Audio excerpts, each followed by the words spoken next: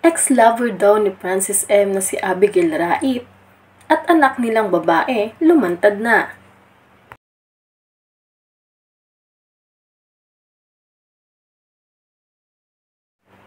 Nag-viral ang sinasabing dating partner ni Francis Magalona na si Abigail Rait matapos lumabas sa Pinoy Pawn Stars.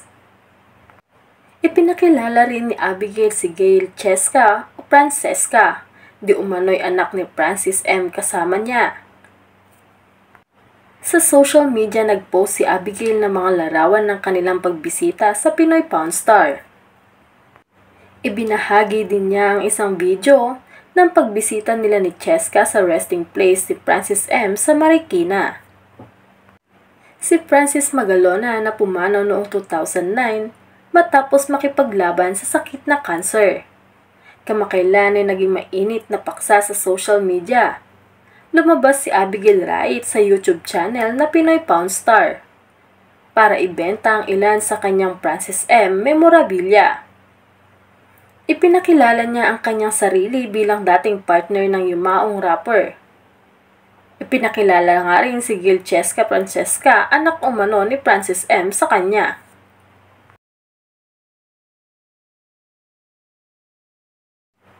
For 15 years na nahimik ako. Siguro naman ito na lang yung karapatan na pwede kong magawa para sa kanya.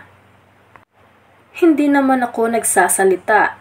Alam kong huhusgahan ako ng mga ibang tao. Pero nag-exist kami. What we had is real, sabi ni Abigail. Sa Facebook, ibinahagi ni Abigail ang mga larawan ng pagbisita nila ng kanyang anak sa Pinoy Pawn Star. Bukod dito, ibinahagi niya ang isang video ng pagbisita nila ni Cheska sa resting place ni Francis M. sa Loyola Memorial Park sa Marikina. Si Francis Magalona ay isa sa pinakasikat na hip-hop artist sa Pilipinas. Naging mahal din siya bilang isa sa mga host ng Itbulaga. Ikinasal si Francis M. kay Pia Magalona at kasama sa kanilang mga anak ang mga celebrity na sina Sab, Maxine at Elma Magalona.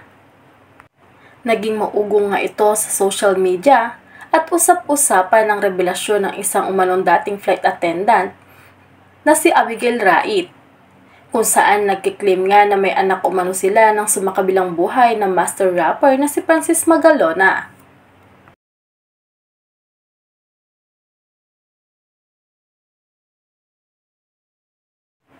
Mapapanood sa video ng Pinoy Pawn Star ni Boss Toyo ang pagbibenta ng jersey memorabilia ni Francis M. ni Abigail kung saan naisiwalat niya ang matagal na umanong pinakatatago-tagong kwento. Kwento niya, kinuha raw ni Francis M. ang kanyang numero ng cellphone nang maispatan siya nito sa Itbulaga Studio.